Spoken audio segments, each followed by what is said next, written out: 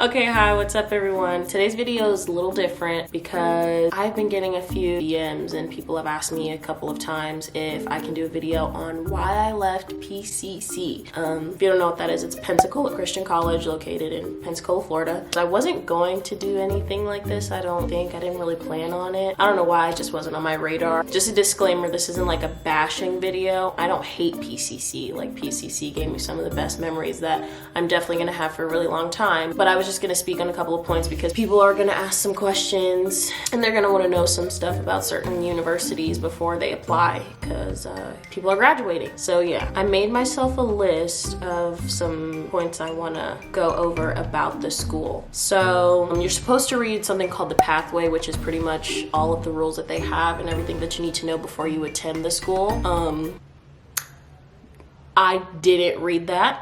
It was a lot. I don't even know if it covered some of the little rules that, I mean, wasn't really plastered all over their website. So I guess we'll just get right into it. One of the things that I did not like about PCC is that a few days out of the week, you have something called prayer group. So I'm pretty sure it's Monday, Tuesday, Thursday. I don't know about Friday. I don't know if prayer group was on Friday, I can't remember. But you have prayer group a few times a week. Prayer group is great. I love prayer group. It was a good way to, relieve some stress. I mean, sometimes you just talk about life and exams and all kinds of stuff, and then other times, you have prayer requests and things like that, which is really nice. You guys can just come together and talk about God and all kinds of stuff, and it's the last thing you do at the end of the day, which is kind of great. It's a good stress reliever, and yeah, but the thing about it is that prayer group time is the problem. So you have a curfew, you have to be inside your building by 10:25, and prayer group times are at 10:30, I believe, and they last 30 minutes. So everyone is required to stay up until at least 11 p.m., which sucks because some days I would do my work and I'd be so relaxed and I'm like, yeah, I'm done for the day. I don't have any more classes, go back to my room, finish my homework. Sometimes I even fell asleep and then my roommate would be like, you gotta get up, we have prayer group. And so prayer group time was a big thing for me because you have to stay up at least until 11, which kind of sucks some days because it's like, you just want to go to sleep. But it plays into so many different things, it's hard to move around. So yeah, prayer group time. Next is kind of it's a touchy subject. So there was just, I'm speaking on a specific incident that happened where a certain guy posted something on his social media that was an issue. A lot of campuses have issues with sexual assault and stuff like that. And so he posted something that was extremely inappropriate on his profile, on his social media, and the school pretty much just asked him to just take it down, and that's all they did. I didn't really feel safe after hearing about that. Well, they just took it down when normally little things like having your skirt too short or anything like that will get you infractions or demerits and stuff like that. And so this guy who just posted something this inappropriate on his profile and you're just gonna ask him to take it down, and that's it. That's the extent of the situation. Yeah, so it's that kind of stuff. Some things are measured differently and prioritized differently. Sometimes they just have their priorities messed up. And one time I was unfortunately hospitalized and I was picked up in the middle of the night by the ambulance. So I had my sweats on and everything. And then I got back and I wasn't asked about what was wrong with me or anything like that. The first question was, why do you have sweatpants on? And everybody knows the rule that you can't wear pants. And so I was really frustrated at that moment. I was like, obviously you can tell I'm not in the best shape and you're gonna sit here and ask me why I have pants on rather than look at my hospital band on my wrist. So it was that kind of stuff that was extremely frustrating, and it felt as if they didn't prioritize certain things very well. Just to put it out there, I don't want to make it seem like PCC didn't care about me at all. While I was in the hospital, they even called me to tell me my roommate was looking for me and stuff, and then they also even sent a girl over to come pick me up from the hospital. I didn't want to make it seem like they didn't care at all, but it was just after the fact. Once I got back on campus, this is the aftermath, and so that was it. Yeah, so it's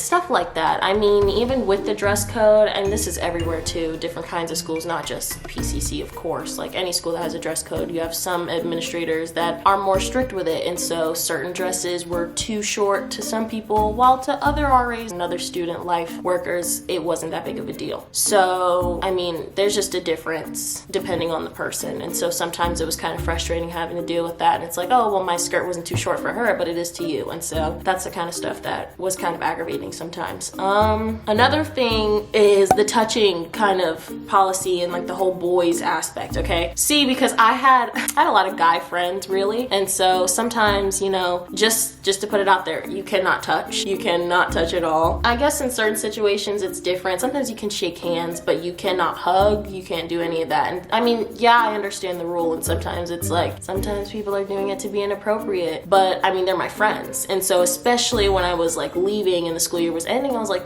I want to give my friends a hug, but you know, sometimes you just can't. So you can't, of course, you can't like kiss or do any of that. You can't even walk in each other's or residence halls.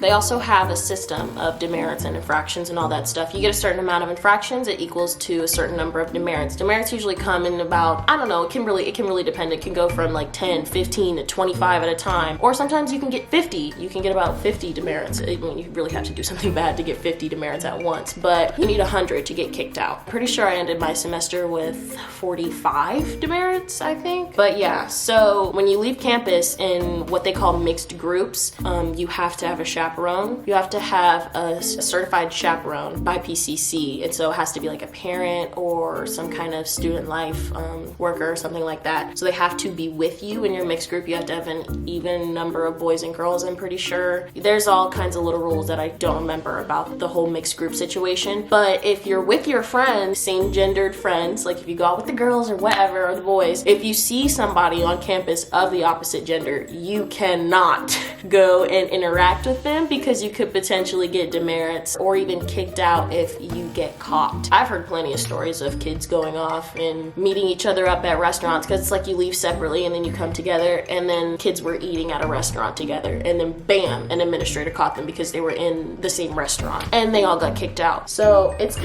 stuff like that too. And back to like the whole campus sexual assault thing, I mean, that happens a lot throughout many universities. And so at nighttime, it's kind of scary as a female walking into a dark parking lot or something like that. You want to get to your car. I don't even know. I mean, you just want to go to your car, and it's a dark, scary parking lot. You don't know who's back there. And so sometimes you're like, hey, such and such, you guy friend over there, you want to come walk with me, you know, just to be safe. You cannot do that.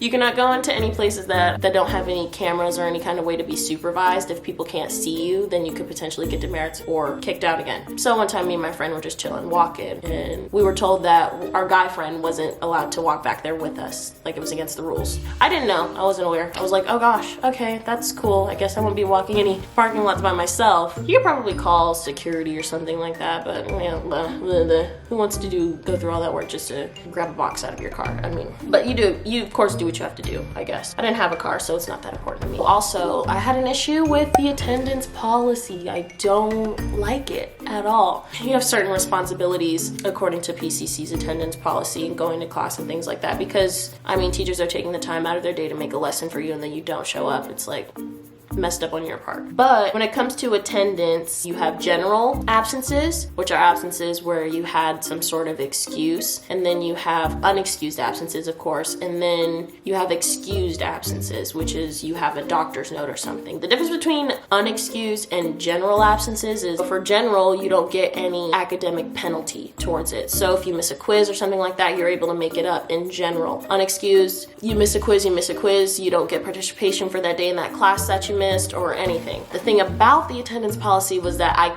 you can't get a doctor's note for everything. Personally, this is gonna get a little TMI. Sometimes my period can get pretty bad, and I can't get a doctor's note for a period. Like, I don't know what I'm supposed to do. I mean, you just take ibuprofen, you try to sleep it off, heating pads, all that kinds of stuff. Oh, and that happens once a month. I can't keep getting notes for stuff like that. I'm not going to the doctor because of my period. What are they gonna tell me? So, I mean, you put in a general absence, which is cool and all, you don't get academic penalty, but then if you build up a certain number of unexcused and general absences, that number of absences equals the same number of times you attend a certain class that you miss throughout that week. You are an automatic letter grade down. So if I miss a class 3 times, whether or not it's general or unexcused absences, and I meet in that class 3 times that week, I'm automatically a letter grade down, which sucks because sometimes, I mean, things happen. You're not always going to go to the doctor. You can't always have a written excuse. Also, if you have a certain number of absences that equals the same number of times you meet with the class within 2 weeks, then it's an automatic F. So that portion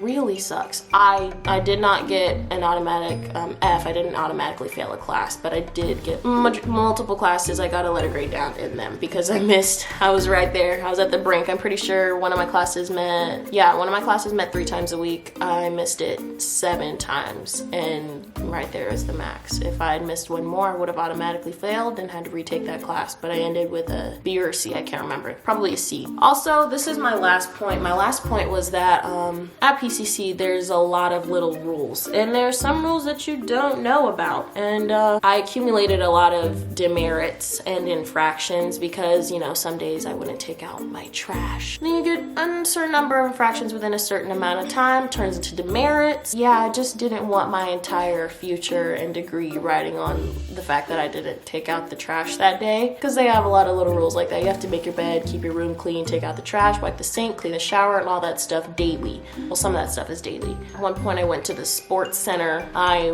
wore some slides, like some sandal flip-flops things, and I went to the sports center. My friends and I went to play a friendly game of badminton. I was like, I can't play badminton in my flip-flops, so I took them off. Guy walks past me and he's like, hey, you can't have your shoes off in here. If you do, that's 25 demerits. And I was like, what? One, I mean, it was a warning, thank goodness, but the guy told me, yeah, you can't have your shoes off, so put them back on, you'll get 25 demerits. And I said, I'm gonna get 25 demerits for not having my shoes on, but a guy can post whatever he wants about females on his Instagram page and he gets nothing. I mean, it's that kind of stuff. But just like anything, there's pros and cons, and there were plenty of pros to PCC. First off, I majored in graphic design while I was at PCC. It's the best I have ever experienced when it comes to education, and I pretty much enjoyed myself rather than like being stressed over work. I mean, of course, everything gets stressful sometimes, but I enjoyed my major more than anything. And of course, like the spiritual aspect, going to church all the time, being able to worship and fellowship with all of your friends and learn about God and all that stuff was a great environment to be surrounded in. Also, I met so many great people. I met plenty of people and friends that I'll definitely keep for the rest of my life. And so there's plenty of cons and pros to anything, anywhere that you go, but PCC definitely had a lot of great perks. And so I'm not sitting here saying don't go to PCC because you can't have your shoes off or you can't shake a hand with your guy friends or whatever. I mean, it's a personal thing. So whether or not the school is for you, it unfortunately wasn't for me, but that doesn't mean it won't be for you. Just make sure you do your research, make sure that that's a place that you want to go. I hope this was helpful to some people out there. I hope this answered some questions that you might have about the school, and of course do your own research, because there's plenty of stuff that, one, I don't remember because it was a few months ago, and then two, like, I don't know everything about the school either. So make sure you just ask around, ask other people. I hope you guys enjoyed this video. I hope this answered a lot of your questions, and I'll see you in my next one.